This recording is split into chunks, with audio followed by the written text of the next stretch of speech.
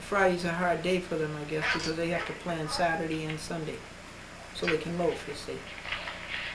That's the way America is, right? You have to work twice as hard, 3 times as hard on Friday so you can loaf Saturday and Sunday. I never get to loaf. I would like to loaf. So we left, and Barbara Goldberg was there, and she brought out the copy machine to the car, and she was on her way to work. V wasn't there, but V is from Seattle. I asked her if she knew Mark Shukin, that he is now in Seattle.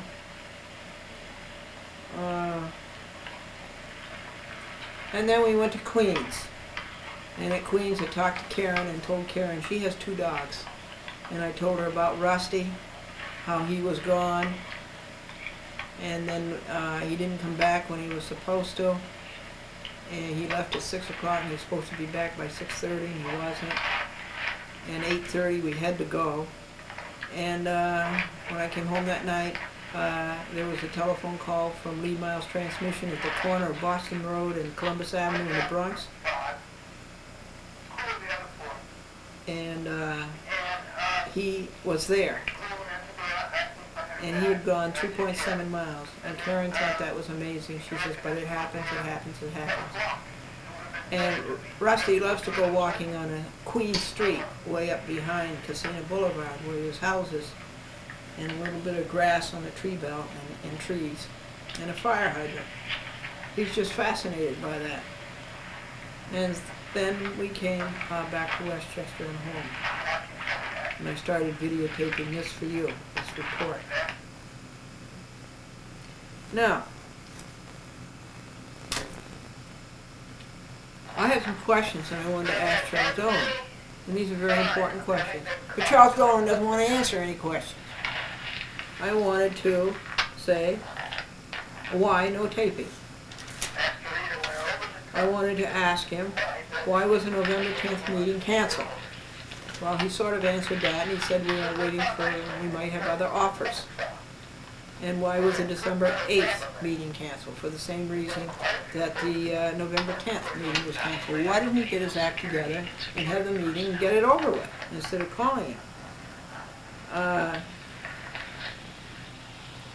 And I wanted to tell Charles Dolan that his lawyer for hire, Charles Former, his reason for not showing me the shareholders list is that I'm a poor person. Charles Former doesn't believe that I have enough money to communicate with the other shareholders. He says the cost of that alone is $9,000. Well, I read that all to you last week in the order to show cost. And so I wanted Charles Dolan to know that Glendora could not see the shareholders list because Glendora is a poor person. And what is Charles Dolan? It's only for rich people, you see. It's only for rich people like you, Charles Dolan. And why won't you let me see and copy the shareholders list? What's your reason, Mr. Dolan? That was a question I had to ask. And what have you done wrong? And then I wanted to be sure and pick it, and I did. I picked it. But I've got to find out what street comes into the back entrance of the building, 1111 Stewart Avenue, where all the runways are, where they used to make the F-15 fighter planes. Maybe that's why they're so militaristic, huh?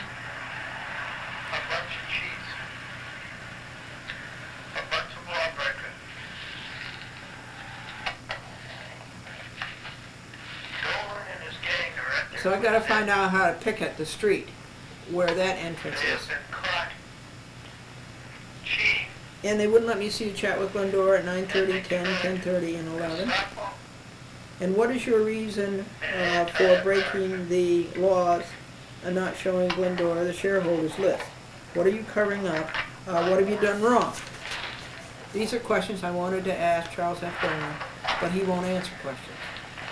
He just railroads everything through. Railroads it.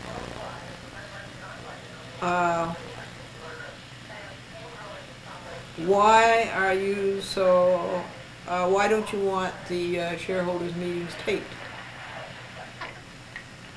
What are they doing wrong at the shareholders meeting that they don't want you subscribers to know, you the public to know, or you the stockholders to know? What are they doing wrong? So the meeting was adjourned. Excuse me. See, Wednesday was the 8th day, Thursday was the 9th, Friday was the 10th, today is Saturday. This is the 11th day of this congestion. But it's much, much less. And it's not a family, it's not a public corporation at all, you see. It's a secret to society. It's a family business. And he's masquerading. And now he wants to go out and sell more stock under Rainbow to get the public's money so that he can give it to his family and continue to run his family business while snickering the whole world that this is a public corporation.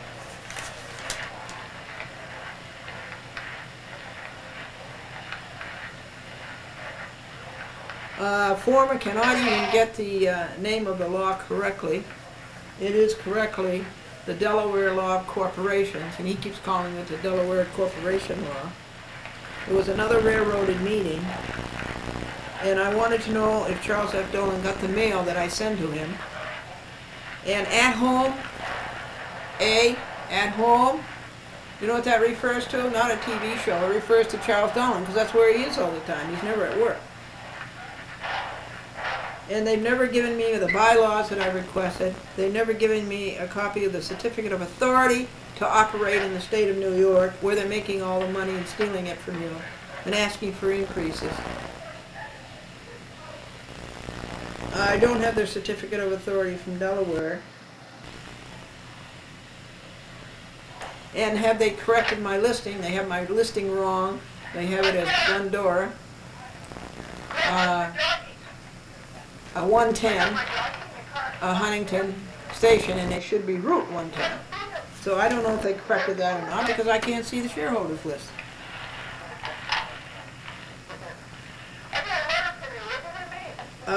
They have not handled my demand for voting trusts. That's New York State Corporation Law, Business Corporation Law, Section 1316. I want to know what is the jurisdiction of their authority. Is the Wiz included in that? Is the Wiz included in that? Radio City Music Hall, Madison Square Garden, etc. That's Section 1304. And I want to know what the litigation costs have been at Cablevision for the past year. What money have they paid lawyers to cover up their cheats? And why are you afraid to let Glendora see the shareholders list, the books and records? And the documents that I asked for, the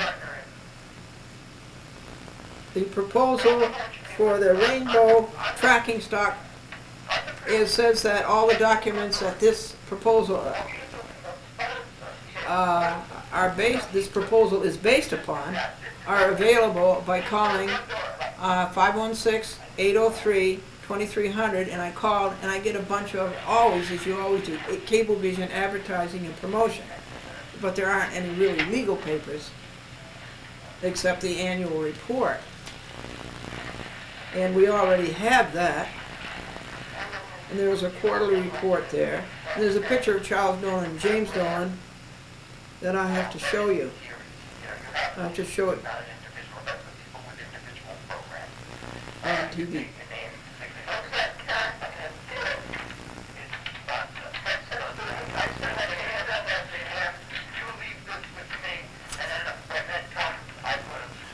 Here is this, see, this is not a notice to shareholders, folks. This is the clipping that came from the New York Times that Charles Formas showed Franklin when we were expecting to go to the December 8th meeting, and he was trying to discourage us from going. But you see, there's no information there.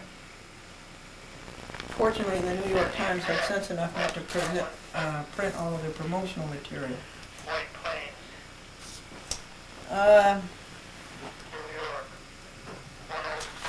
This is a note to Charles Dolan. Glendora will need a table at the meeting December 8th. She has so many papers opposing the Rainbow tracking stock, they will all fall off of her lap. It would be nice to give a shareholder a table on the stage.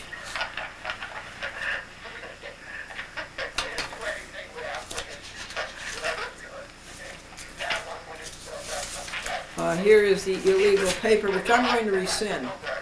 I'm going to withdraw this. This is the illegal paper that Charles Former coerced Glendora.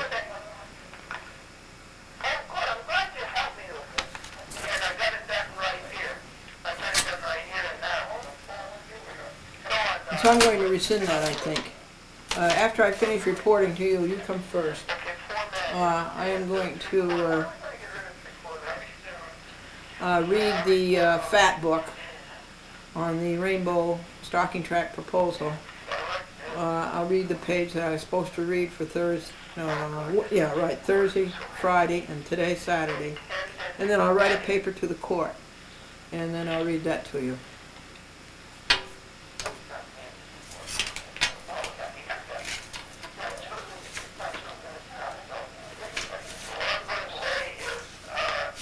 See, it's the Delaware law of corporations, and Forman can never get that straight.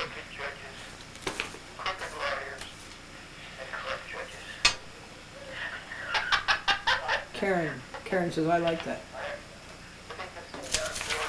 Well, that's what this program is about, and also crooked corporate people like Texaco and Cablevision and Gannett. So these are the questions that I had to ask, and I wanted the answers to, but I was censored.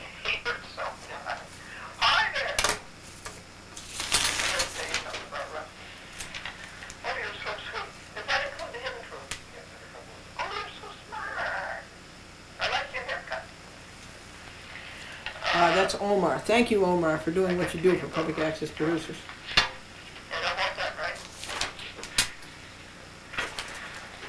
Okay. Let me look at my notes on here and see if there's anything else to tell you, but I think we're finished.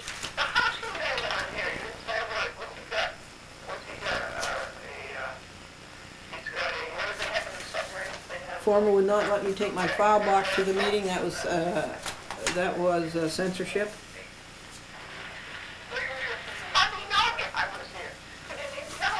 Former would not let me take my husband to the meeting, so that was censorship. I think we've covered that page. Yes, we're all up to date on this. I'm making these notes on the back of the Delaware law. And remember, Charles Former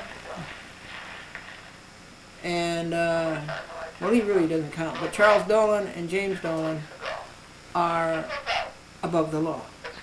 You have to obey the law, but they don't. Okay, they're above the law because they're rich.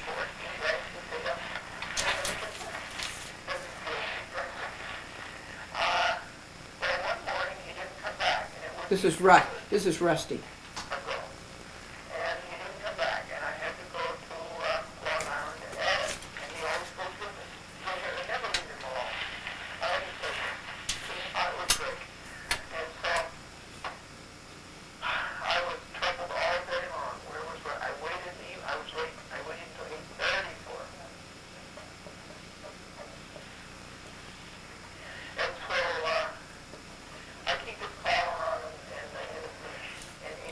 So that's the story of Rusty, who walked 3.7 miles from Westchester to the Bronx. He didn't find his people home, so he went back to his old people. Okay. So I'll do the reading and put the file in order and write the paper to the court and report to you. It's 3:55 p.m. on a Saturday afternoon. Temperature 30 degrees, and we had our first snowstorm. It was a little tiny one.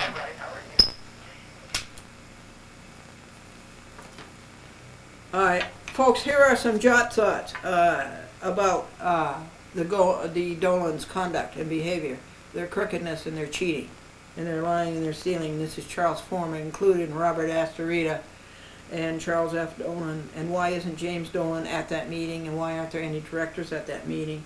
So here are some jot thoughts about that. Jot thought. I was ambushed. Should I retract the statement? Because I was coerced. And I couldn't read it. And it was read to me and I didn't hear it.